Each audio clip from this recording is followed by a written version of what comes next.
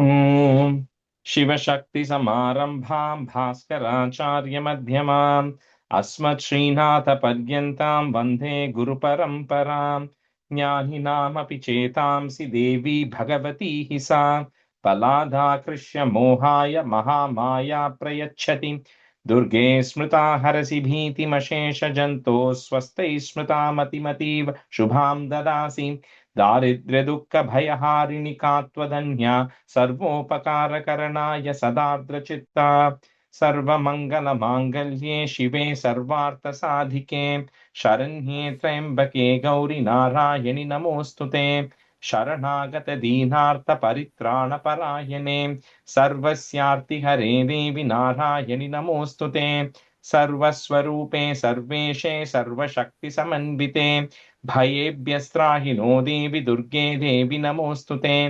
रोगानशेषानपहंसि तुष्टारुष्टातु कामान् सकलानभीष्टान् त्वामाश्रितानां न विपन्नराणां त्वामाश्रिताः ह्याश्रयतां प्रयान्ति सर्वाबाधा प्रशमनं त्रैलोक्यस्याखिलेश्वरि एवमेव त्वया कार्यमस्मद्वैरिविनाशनम् ॐ welcome everyone. Yeah, I'm glad you guys practiced last Thursday. Last Thursday, I was traveling to Toronto. We had Sahasra Chandi there, which is like I told earlier, it's like you have to perform 100 Devi Mahatmyam Chandi Homams. So we were about 35 to 30 to 35 Ritviks. So we performed 3 days on Friday, Saturday, Sunday. So three Chandi Homams on 3 days. And then one of the days was Rudra Homam, Purusha Sukta Homam, all of that. And then we did about 100,000 Navakshari Homams, like the Aim Krim Chamundaya Viche. So 35. So each one did about 3,000, right, over the span of 3-4 days. So it was like an intense 4-day event. I just got back on Monday. So anyway, it was so we're going to do some next year, hopefully in Chicago. So we'll see. All right. So we'll do the Siddha Kunjika Stotram, right? Like I said, it's before Devi Kavacham. So in the order we chanted before Devi Kavacham, but I intentionally am doing it a little later because it has got some aksharams in there, and I wanted to make sure that we were thorough with the Navakshari before we kind of went on to this, right? Okay, so let me just see. Okay, so Ritiji, you can be a student, and Krishnaveni, you can be a student. So Siddha Kunjika Stotram. So before, let me just start a quick meaning of what it means, right? So the word Siddha, Siddha means perfection. So one who is like, is already attained or realized or a perfect being is a Siddha. So Kunjika means it's a key, and Stotram means a prayer or a hymn. So Siddha Kunjika Stotram means a prayer, which is a key which helps you open up your mind to perfection, right? That's what it is, right? So it is again part of the prelude to Devi Mahatmyam, because later today we'll start chapter 1. So this is all coming before chapter 1 anyways. So Shiva Uvacha Shrunu Devi short e Pravakshyami Kunjika Stotram Uttamam Yena Mantra Prabhavena Chandi Japaha put ish Japash Shubho Bhavet. So this is a conversation that is happening between Lord Shiva and Parvati, where Shiva is telling, Shunu, you hear from me this stotram called as Kunjika Stotram, which is Uttamam, which is like the highest of the stotrams, and by chanting which, the recitation, Chandi Japaha, the recitation of Devi Mahatmyam is going to become even more amplified. And we'll see why that is. So it amplifies the chanting of Devi Mahatmyam. ॐ शिव उवाच शृणु देवि प्रवक्ष्यामि कुञ्जिका स्तोत्रमुत्तमम् येन मन्त्रप्रभावेन चण्डीजापः शुभो भवेत्.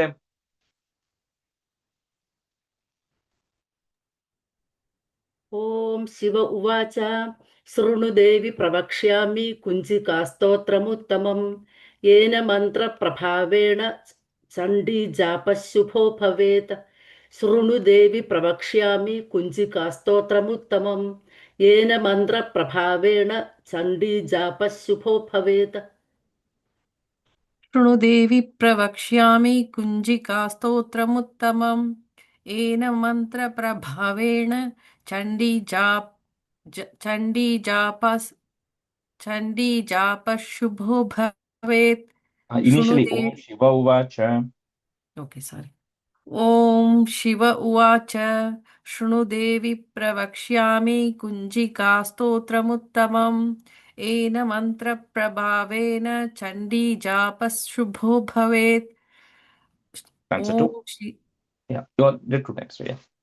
Na kavacham nargala stotram कीलकं न रहस्यकं न सूक्तं नापि ध्यानं च न न्यासो न च varchanam. So Shiva is telling, even if you do not get to do na kavacham, na argala stotram, na keelakam, na rahasyakam. So rahasyam we're going to learn at the very end, the three rahasyams which are there. So na suktam, not even the Devi suktam, which is going to come later. Says even if you don't get to chant all of that, you should chant Siddha Kunjika Stotram. Doesn't mean don't chant that. This just says that this is even more better and more powerful than all of the other things which we have learned and which is going to come later. That Siddha Kunjika Stotram has to be chanted along with the Devi Mahatmyam Parayanam.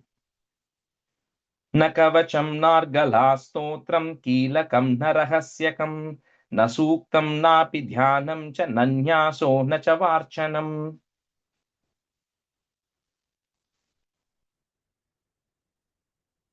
So, Vidiji, you're on mute.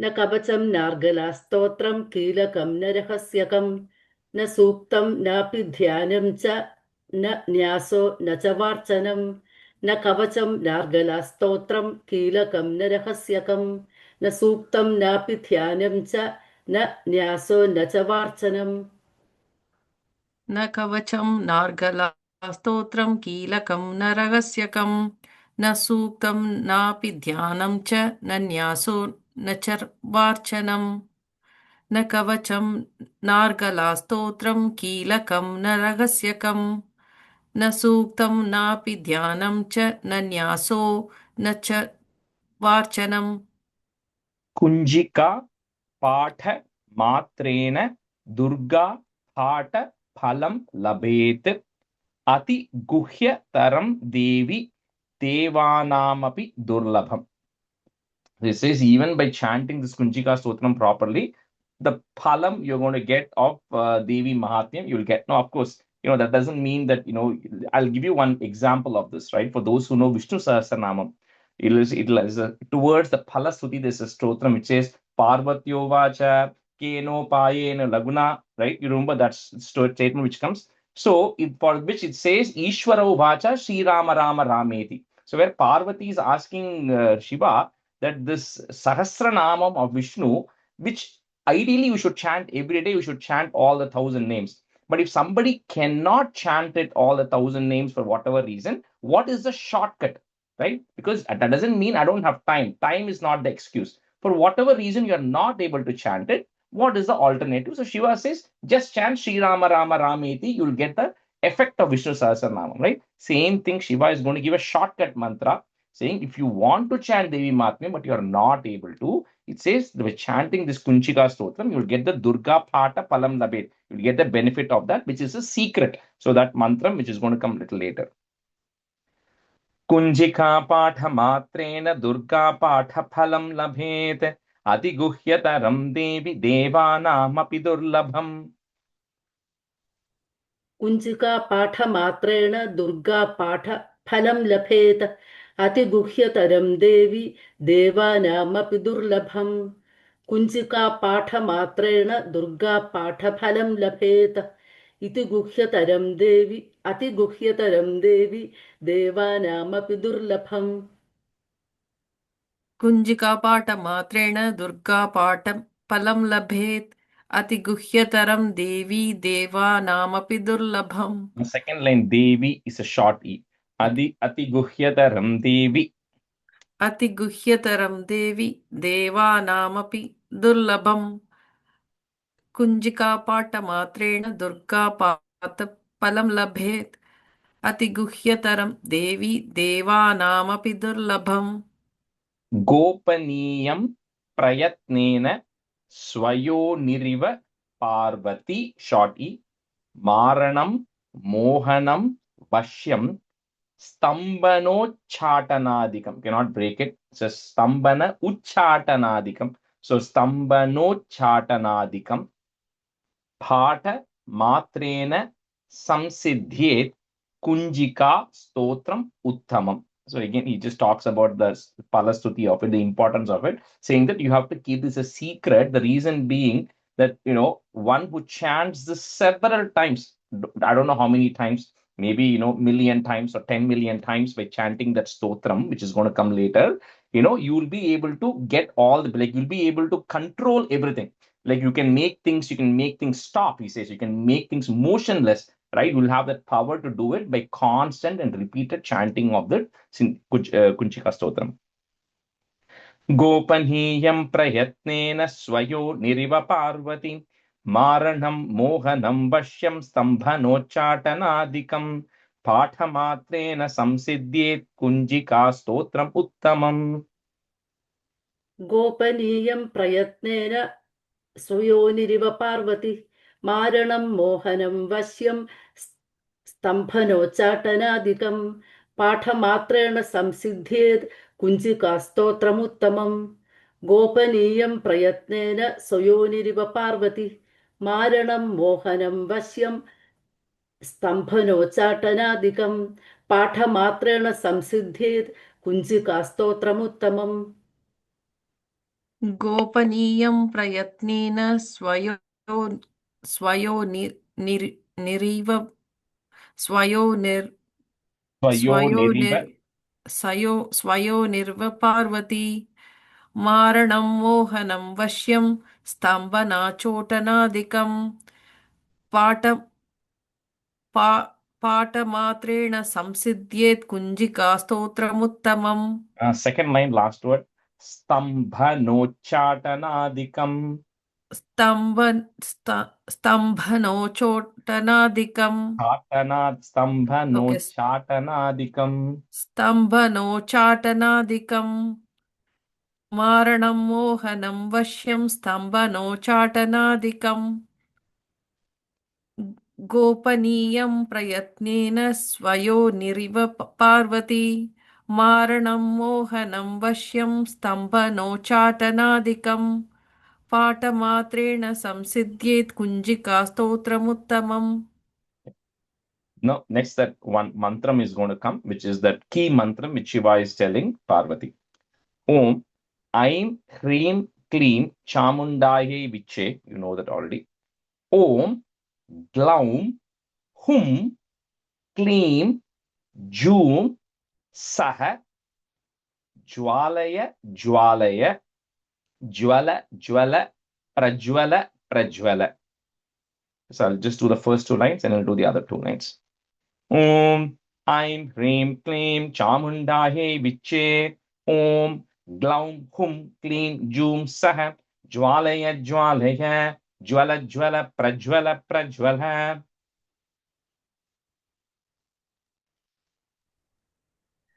ॐ ऐं ह्रीं क्लीं चामुण्डायै विच्चे ॐ ग्लौं हुं क्लीं जूं सः ज्वालय ज्वालय ज्वल ज्वल प्रज्वल प्रज्वल That Om that hum is, it's a very important sound. So it is like a little bit, you'll do an emphasis like Om Glaum Hum.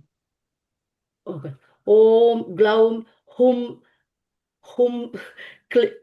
that's क्लीं जूं सः ज्वालय ज्वालय ज्वल ज्वल प्रज्वल प्रज्वल ॐ ऐं ह्रीं क्लीं चामुण्ड Sorry, somebody's not on mute. Sorry. Yeah, good. Continue.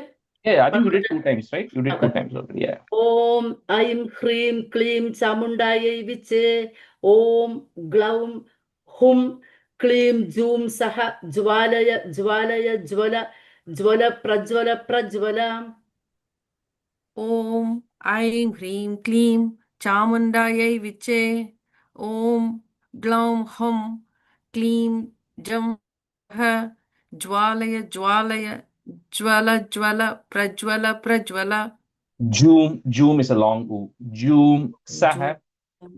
जूं सः ज्वालय ज्वालय ज्वल ज्वल प्रज्वल प्रज्वल ॐ ऐं ह्रीं क्लीं चामुण्डायै विच्चे ॐ ग्लौं हं Hum. क्लीं Gloum. Hum. ॐ ग्लौं हुं क्लीं जूं सः ज्वालय ज्वालय ज्वल ज्वल प्रज्वल प्रज्वल Aim. Hreem. Clean. Chamundahe. Viche. Jwala. Hum. Sam. Lam. Sham. Phat. Swaha. Aim. Hreem. Clean. Chamundahe. Viche. Jwala. Hum. Sam. Lam. Sham. Phat. Swaha. ऐं ह्रीं क्लीं चामुण्डायै विचे ज्वल हं सं लं क्षं फट् स्वाहा ऐं ह्रीं क्लीं चामुण्डायै विचे ज्वल हं सं लं क्षं फट् स्वाहा ऐं ह्रीं क्लीं चामुण्डायै विच्चे ज्वल हं सं लं क्षं फट् स्वाहा ऐं ह्रीं क्लीं चामुण्डायै विच्चे ज्वल हं सं लं क्षं फट् स्वाहा That's like phat, not pa, not ph. It is pa, but with emphasis. Phat फट् swaha. फट् स्वाहा Namaste Rudra Rupinyai. Namaste Madhu Mardhini. Namaha is there. Put a Namah Kaitaba Harinyai.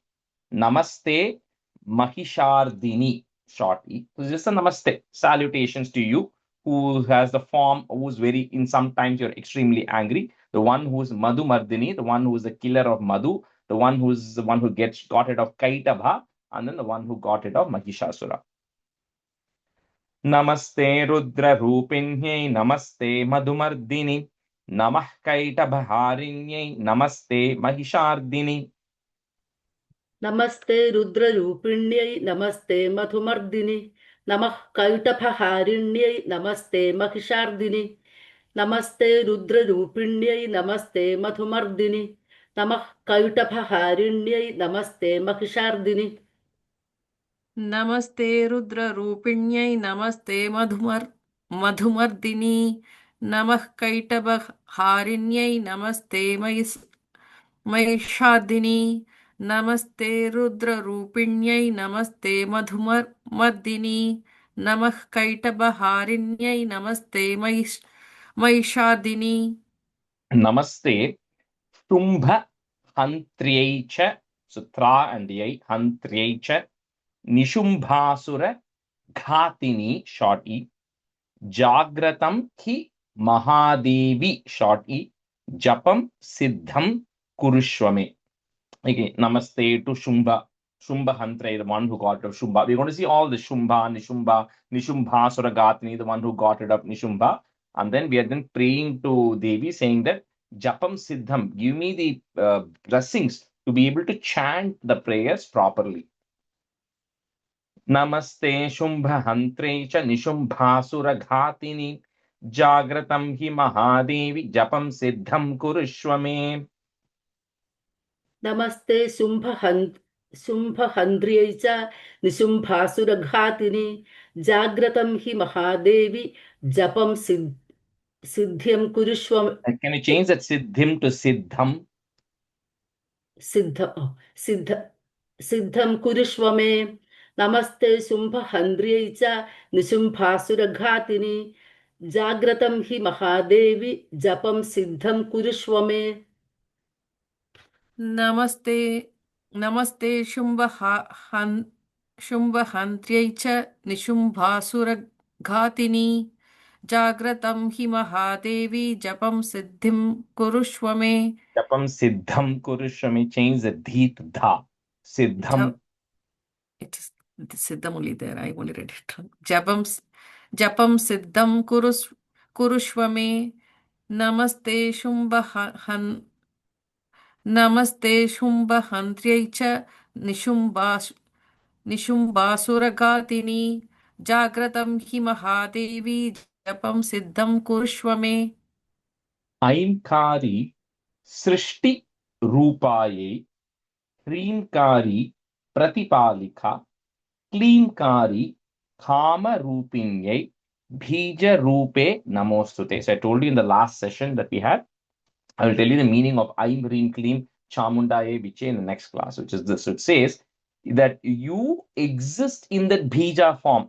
So Bija Rupinyai. So you are existing in the Bija sound that we are actually saying that, because each of them is a sound, right? It's a sound vibration that is there, saying you are existing in that. So when we say Aim, it is referring to you, O Devi, whose energy is used in the purpose of creation. So your energy for the purpose of creation is Aimkari Srishti Rupai, because you're helping in the process of creation. Hreemkari Pratipalika. Palika means to take care. So the Hreem sound is that energy of yours, which is actually helping to sustain. And then Kleemkari Kama Rupinya. The word Kleem has the form of Kamam, which is desire.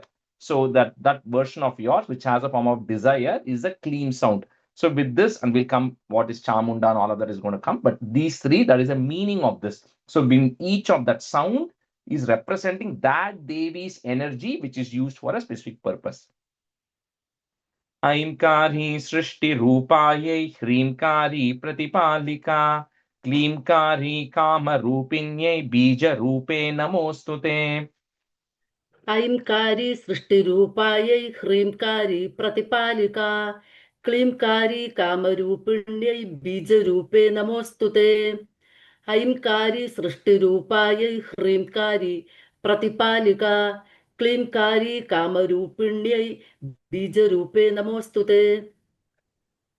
ऐंकारी सृष्टिरूपायै ह्रींकारी प्रतिपालिका क्लींकारी कामरूपिण्यै बीजरूपे नमोऽस्तु ते।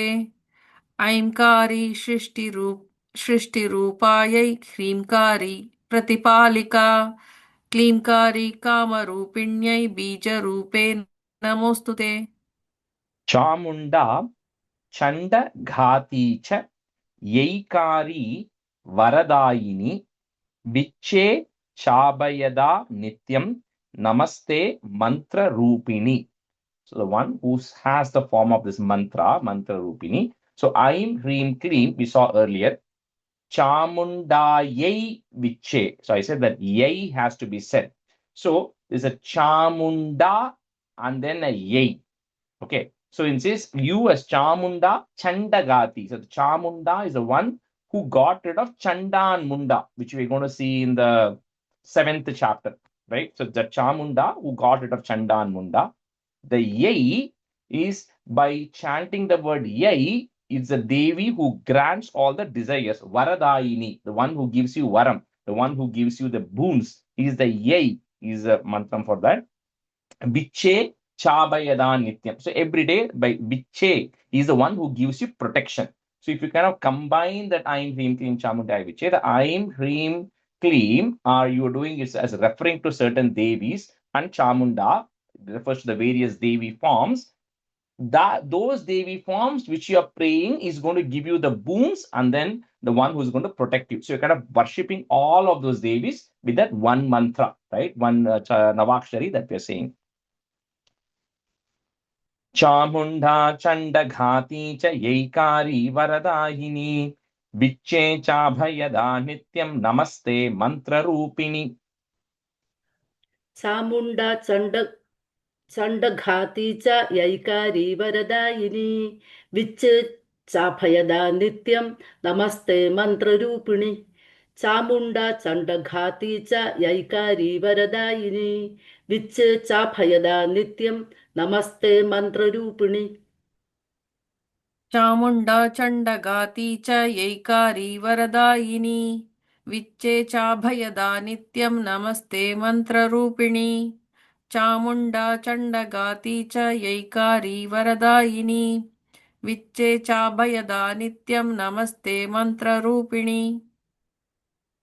Ham, Him, Dhum, Durjatehe, put a F, Durjatehe Patni, Vam, Veem, Voom, Vagadishwari, Kram, Kreem, Krum, Kalika, Devi, short E, Sham, Sheem, Shum, Me, Shubham, Kuru. I don't know the significance of the sounds which are coming there, but just in as Dham, Dheem, Doom, you are the wife of Lord Shiva. Vam, Beam, Boom, you are the goddess of speech because Vagadishwari. Kram, Kreem, Krum, Kalika Devi, you are goddess Kalika. Sham, Sheem, Shum, Me, Shubham, Kuru. Please do good to me, right? But I don't know why the specific sounds are coming. Dham, Dheem, Dhoom, Dhurjatef, Patni, Vam, Veem, Boom, Vagadishwari. Kram, Kreem, Krum, Kalika Devi, Sham, Sheem, Shum, Me, Shubham, Kuru. धाम theme धूम धूर्जटे पत्नी वाम Vim वूम वागधीश्वरी cram cream क्रूम Kalika Devi शाम शीम शूम ma'am Shubham कुरु धाम theme धूम धूर्जटे पत्नी वाम Vim वूम वागधीश्वरी cram cream क्रूम Kalika Devi शाम शीम शूम मे शुभम कुरु धाम धीम धूम दूजते पत्नी वाम Vim वुम वागदीश्वरी cram cream क्रूम Kalika Devi शम शिम शूम मे शुभम कुरु Sham, Sheem, Shum. शाम शीम शूम मे शुभम कुरु धाम धीम धूम दूजते पत्नी वाम Vim वूम वागदीश्वरी cram cream क्रूम Kalika Devi शाम शीम शुम मे शुभम कुरु. Okay, we'll switch halfway. Lakshmi, you can be student. Anita, you can be student.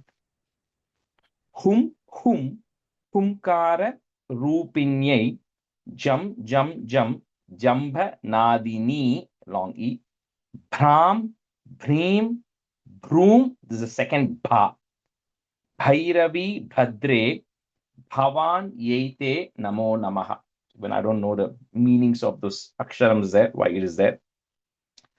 Humkara, rupinyai, jam, jambhanadini, भ्रां भ्रीं भ्रूं भैरवी भद्रे भवान येते नमो नमः.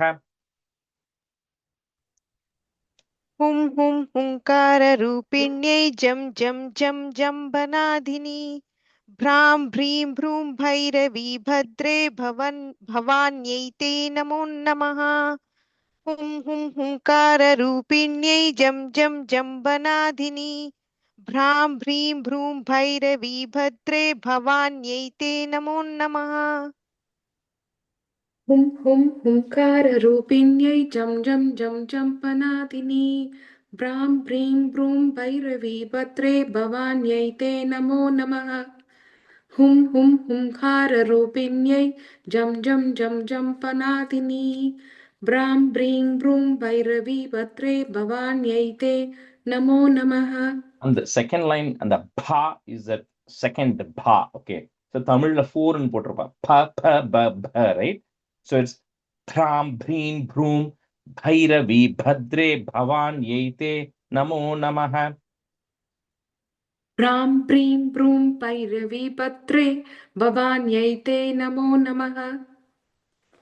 Kam cham tam tam pam yam sham beam dum I beam hum sham.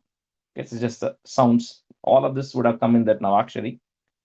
Dhijagram trotaya deeptam kuru swaha. Ankam cham tam tam pam yam sham beam doom I beam hum ksham. Dhijagram trotaya deeptam kuru swaha. खं चं ठं तं पं यं शं वीं दुं ऐं वीं हं क्षं धिजाग्रं त्रोटय दीप्तं कुरु स्वाहा. खं चं ठं तं पं यं शं वीं दुं ऐं वीं हं क्षं धिजाग्रं त्रोटय दीप्तं कुरु स्वाहा. खं छं ठं ठं फं यं शं वीं टुं ऐं वीं हं क्षं दिजाग्रं त्रोटय त्रोटय दीप्तं कुरु कुरु स्वाहा Anita, sorry, just do one letter at a time slowly because I think some I had to correct.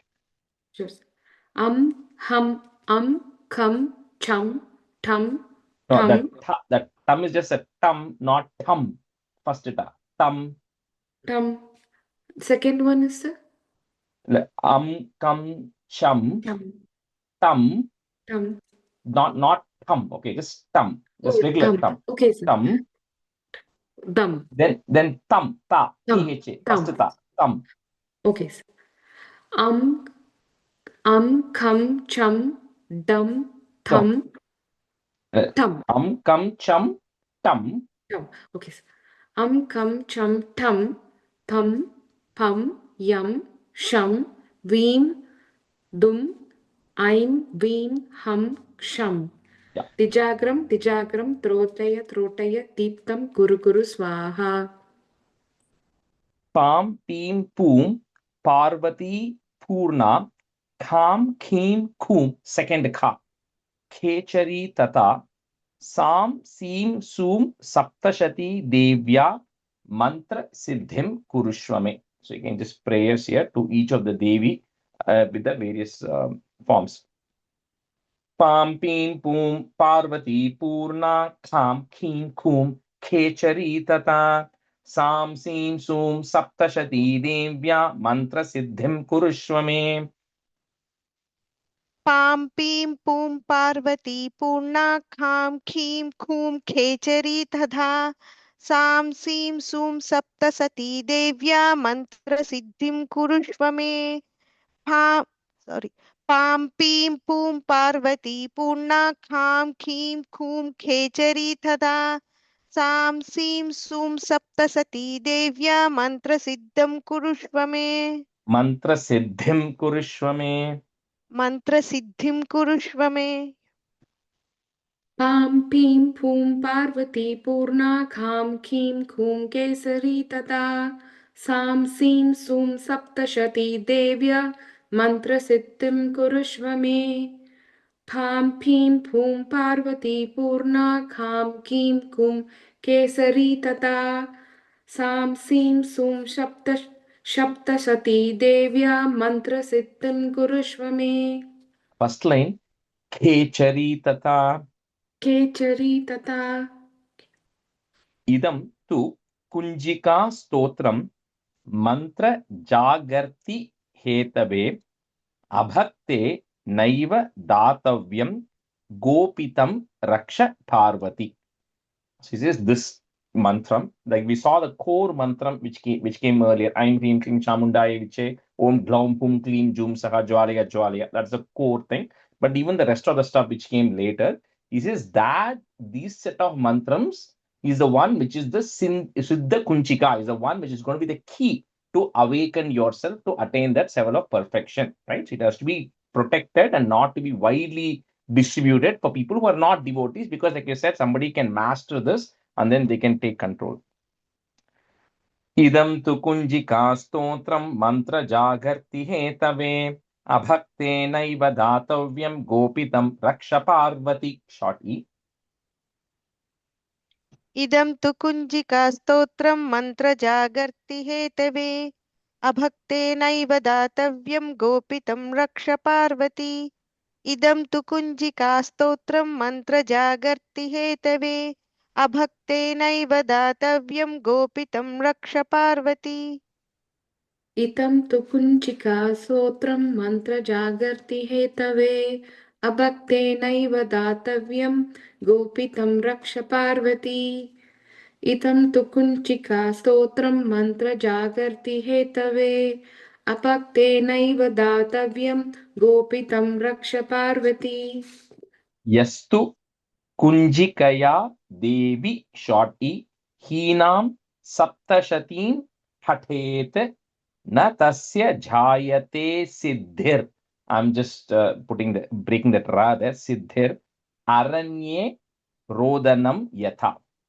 So he's just saying that aranya means opposed to forest. So it's kind of the forest of perfection. If you have to attain the forest of perfection, so if you chant the Devi Mahatmyam without chanting the Siddha Kunjika Stotram, it feels like it is still incomplete. So you will still not fully attain the forest of perfection. It will feel like there's a shield, which is preventing you from fully attaining it. That's why you have to chant the Siddha Kunjika Stotram along with the Devi Mahatmyam. यस्तु कुञ्जिकया देवी हीनां सप्तशतीं पठेत् न तस्य जायते सिद्धिररण्ये रोदनं यथा यस्तु कुञ्जिकया देवी हीनां सप्तशतीं पठेत् न तस्य जायते सिद्धिररण्ये रोदनं यथा यस्तु कुञ्जिकया देवी हीनां सप्तशतीं पठेत् न तस्य जायते सिद्धिररण्ये रोदनं यथा यस्तु कुञ्चिकया देवी हीनां सप्तशतीं पठेत् न तस्य जायते सिद्धिररण्ये रोदनं यथा यस्तु कुञ्चिकया देवी हीनां सप्तशतीं पठेत् न तस्य जायते सिद्धिररण्ये रोदनं यथा Okay, so that completes Siddha Kunchika. Like I said, that Navakshari, and I'll send the recording later today. Practice those aksharams really well. Okay, because that's why there is a difference between tha and all of that, right? So because here each of that has a specific meaning and an implication for that, right? Because later on also some of the sounds will come, right? Anyway, okay, so we'll jump to chapter 1. So with the way I will do the meaning for these chapters are not stanza by stanza, but I'll kind of break a chapter into 3 parts and then continuously say the meaning, so get the flow of it. Since we have a limited group today, I won't do the meaning of chapter 1. I'll do it in the next class, but we'll do the chanting of it. So Prathamodhyayah, first chapter, it's Madhu Kaitaba Vadaha. So killing of Madhu and Kaitaba. Yeah, Anita. Sorry, sir. My printer got stuck. I don't have printed sheet of chapter 1. Is it okay if you switch with someone? Somebody else, yeah. Lakshmi, Thank whoever you so wants much. to do. Who wants to do? Okay, Gomati, you can do. So Madhu Kaitaba Vadaha. Om Namaschandikaye. Om Aim Markandeyo Vacha. Savarnihi. Put a is Savarnis Surya Tanayo. Yo Manuhu. Put a ih Manuh Katyateshtamaha. One word. Nishamaya Tadutpattim Vistarad Gadato Mama. Om Namaschandikaye. Om Aim Markandeyo Vacha. Savarnisurya yo Manuh Katyateshtamaha. Nishamaya Tadutpattim Vistarad Gadato Mama. ॐ नमश्चण्डिकायै मार्कण्डेय उवाच Om Aim Markandeyo Vacha. ॐ ऐं मार्कण्डेय उवाच सावर्णिसूर्यतनयो यो मनुत्कथ्यतेष्टमः निशामय तदुत्पत्तिं विस्तरात् गदतो मम ॐ नमश्चण्डिकायै ॐ ऐं मार्कण्डेय उवाच सावर्णिसूर्यतनयो यो मनुः कथ्यतेष्टमः निशामय तदुत्पत्तिं विस्तरात् गदतो मम ॐ नमश्चण्डिकायै ॐ ऐं मार्कण्डेय उवाच सावर्णिसूर्यतनयो यो मनुः कथ्यतेष्टमः निशामयत्तदुत्पत्तिं विस्तरात् गदतो मम First line, last word. Katyateshtamaha. The first line, last word. Oh, कथ्यतेष्टमः. Katyateshtamaha ashtama. Katyateshtamaha. Ashtama. Okay. Okay, thank you. ॐ नमश्चण्डिकायै ॐ ऐं मार्कण्डेय उवाच सावर्णसूर्यतनयो यो मनुः कथ्यतेस्तुमः Katyateshtamaha. स्तमः. Okay.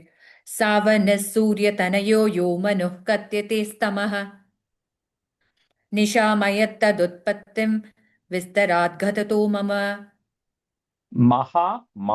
महामायानुभावेन यथा मन्वन्तराधिपः one word स बभूव महाभागः put is महाभागस् सावर्णिस्तनयो रवेः महामायानुभावेन यथा मन्वन्तराधिपः स बभूव महाभागस् सावर्णिस्तनयो रवेः महामायानुभावेन यथा मन्वन्तराधिपः स बभूव महाभागः सावर्णिस्तनयो रवेः महामायानुभावेन यथा मन्वन्तराधिपः स बभूव महाभागः सावर्णिस्तनयो रवेः महामायानुभावेन यथा मवन्थराधिपः स बभूव महाभागस्सावर्णस्तनयो रवेः The first line, last word again. Manvantaradhipah. मन्वन्थराधिपः Yeah. महामायानुभावेन यथा मन्वन्थराधिपः स बभूव महाभागस्सावर्णस्तनयो रवेः Swarochishentare. It's Swarochishe antare, but that S symbol is coming, so you have to say the word together. Swarochishentare purvam chaitra vamsha samudbhavah suratho nama rajabhut samaste kshiti mandale. स्वारोचिषेन्तरे पूर्वं चैत्रवंशसमुद्भवः सुरथो नाम राजा भूत् समस्ते क्षितिमण्डले स्वारोचिषेन्तरे पूर्वं चैत्रवंशसमुद्भवः सुरथो नाम राजा भूत् समस्ते क्षितिमण्डले स्वारोचिषेन्तरे पूर्वं चैत्रवंशसमुद्भवः सुरथो नाम राजा भूत् समस्ते क्षितिमण्डले स्वरोचिषेन्तरे पूर्वं चैत्रवंशसमुद्भवः सुरतो नाम राजाभूत् समस्ते क्षितिमण्डले First line Swarochishe. Awesome. स्वारोचिष ओके स्वारोचिषेन्तरे पूर्वं चैत्रवंशसमुद्भवः सुरतो नाम राजाभूत् समस्ते क्षितिमण्डले And the last word is a K sound has to come. K and S. Kshitimandaले. क्षितिमण्डले Correct. क्षितिमण्डले thank you Tasya palayatah. Put is palayatas samyak prajaha. Put F prajah. Putra nivaurasan bhabuvuhu. Put ish bhabuvush shatravo bhupaha. H sound bhupah. Kola vidvamsi nastada.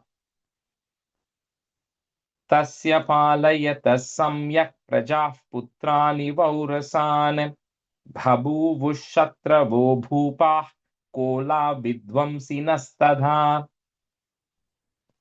तस्य पालयतः सम्यक् प्रजापुत्राणि वौरसान् बभूवुः शत्रवो भूपा Cola विद्वांसिनस्तदा First line प्रजाः if sound प्रजाः पुत्रा प्रजाः पुत्र okay तस्य पालयतः सम्यक् प्रजाः पुत्राणि वौरसान् बभूवुः शत्रवो भूपा कोला विद्वांसिनस्तदा विध्वंसि सारी विद्वांसिनस्तदा तस्य पाल्यत सम्यक् ओके तस्य पाल्यत सम्यक् प्रजाः पुत्राणि वौरसान् बभूवुः शत्रभूपा कोला विद्वंसिनस्तदा First line la पालयतस् तस्य पाल्यत no पालयत ओके yeah ओके तस्य पालयत सम्यक् प्रजाः पुत्राणि वौरसान् बभूवुश्शत्रवो भूपाः Cola विद्वांसिनस्तदा tasya tairabhavat yuddham, breaking that ma into im and a, yuddham ati prabala dandinah न्यूनैरपि स तैर्युद्धे कोलाविध्वंसिभिर् जितः. Up to the vidvamsibhir is one word. कोलाविध्वंसिभिर् जितः. तस्य तैरभवद् युद्धम् अतिप्रबलदण्डिनः न्यूनैरपि स तैर्युद्धे कोलाविध्वंसिभिर् जितः. तस्य तैरभवद् युद्धम् अतिप्रबलदण्डिनः न्यूनैरपि सत्तैर्युद्धे विद्वांसिभिर्जितः विध्वंसिभिर्जितः. कोलाविद्वांसिभिर्जितः तस्य तैरभवद् युद्धम् अतिप्रबलदण्डिनः न्यूनैरपि सत्तैर्युद्धे कोलाविद्वांसिभिर्जितः तस्य थैरभवद्युद्धम् अतिप्रबलदण्डिनः न्यूनैरपि स थैर्युद्धे कोला विद्वंसिभिर्जितः तस्य थैरभवद्युद्धम् अतिप्रबलदण्डिनः न्यूनैरपि स थैर्युद्धे कोला विद्वंसिभिर्जितः ततः put is ततस् स्वपुरम् आयातो निज देशाधिपो भवत्. That's one word. देशाधिपो भवत्. आक्रान्तः put is आक्रान्तस् स महाभागस् तैस्तदा प्रबलारिभिः. ततः स्वपुरमायातो निजदेशाधिपो भवत् आक्रान्तः स महाभागस्तैस्तदा प्रबलारिभिः. तदस्वपुरमायातो निजदेशाधिपो भवत् आक्रान्तः स महाभागस्तैः सदा प्रबलारिभिः ततस्वपुरमायातो निजदेशाधिपो भवत् आक्रान्तः स महाभागस्तैस्तदा प्रबलारिभिः ततः स्वपुरमायातो निजदेशाधिपो भवत् आक्रान्तः महाभागस्तैस्तदा प्रबलारिभिः Second line. ततः आक्रान्तः स महाभागस्. ततः स्वपुरमायातो निजदेशाधिपो भवत् आक्रान्तः स महाभागस्तैस्तदा प्रबलारिभिः अमात्यैर् इर् बलिभिर् इर् दुष्टैर् इर् दुर्बलस्य दुरात्मभिः कोशो बलं चापहृतं तत्रापि स्वपुरे ततः. अमात्यैर्बलिभिर्दुष्टैर्दुर्बलस्य दुरात्मभिः कोशो बलं चापहृतं तत्रापि स्वपुरे ततः. Can you repeat the first word Yeah. Rajesh? अमात्यैर्बलिभिर्दुष्टैर्दुर्बलस्य दुरात्मभिः अमात्यैर्बलिभिर्दुष्टैर् बलिभिर्दुष्टैर् दुष्टैर् दु दुष्टैर् okay अमात्यैर्बलिभिर्दुष्टैर्बलस्य दुरात्मिः कोशो बलं sorry दुर्बलस्य दुष्टैर्. To okay separate those words, right? You can just put a okay vertical line.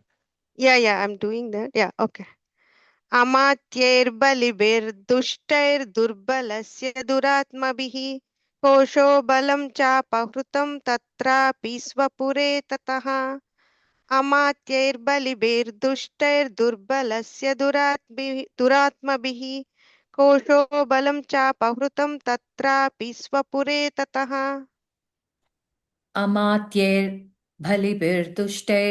दुर्बलस्य दुरात्मभिः कोशो बलं तापहृत्यं तत्रापि स्वपुरे ततः Second line, अमात्ये second line, middle word, chapahritam. चापहृतम् ओके अमात्यैर्बलिभिर्दुष्टैर्दुर्बलस्य दुरात्मभिः कोशो बलं चापहृतं तत्रापि स्वपुरे ततः Tato mrigaya vyajena, one word, hrita swamyaha, put a is, hrita swamyas sa bhupatihi ekaki hayamaruhya jagama gahanam vanam. ततो मृगया व्याजेन हृतस्वाम्यः स भूपतिः एकाकी हयमारुह्य जगामगहनं वनम्. ततो मृगया व्याजेन हृतस्याम्यः स भूपतिः एकाकी अहमारुह्य जगाम गहनं वनम् Second ततो line, हयमारुह्य.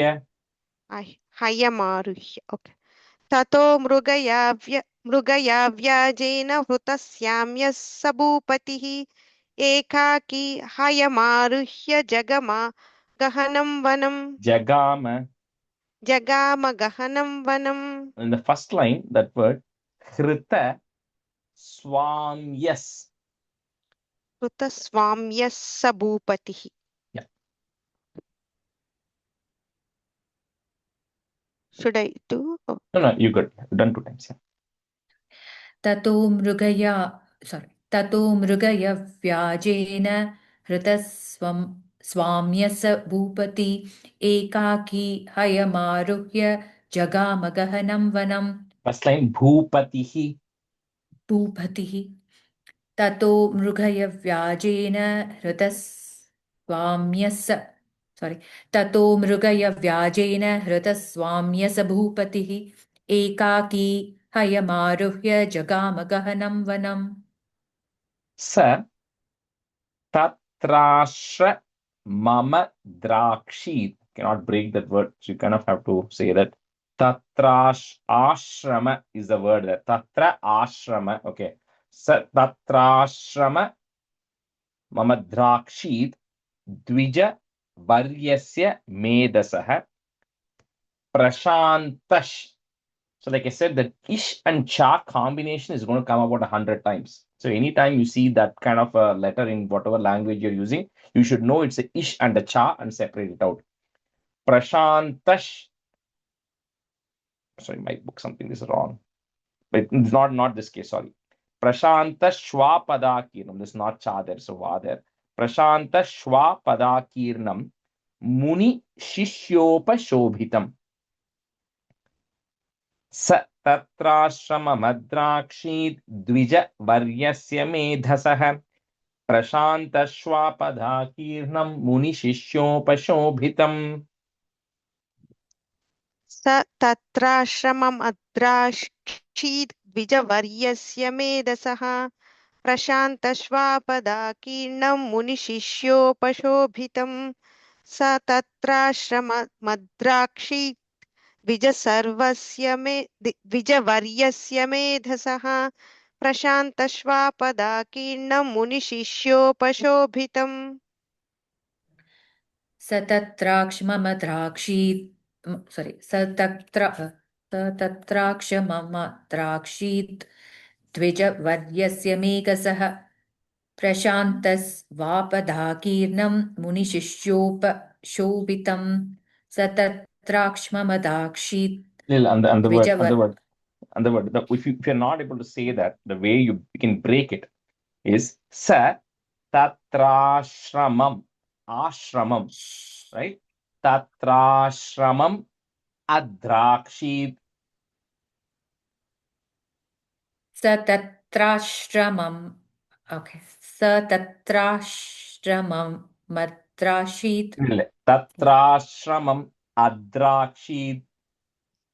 अद्राक्षीत् If you're not able to say it Okay. together, that's where you break it. स तत्राश्रमम् Drakshit illa.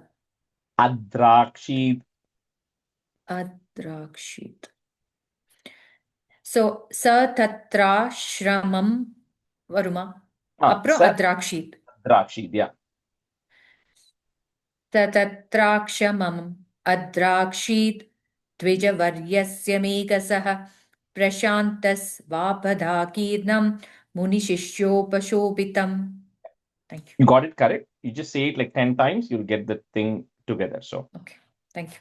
Tastau kanchit sa kalam cha munina tena satkritah itashchetascha. This is what I was saying, that ish and cha coming.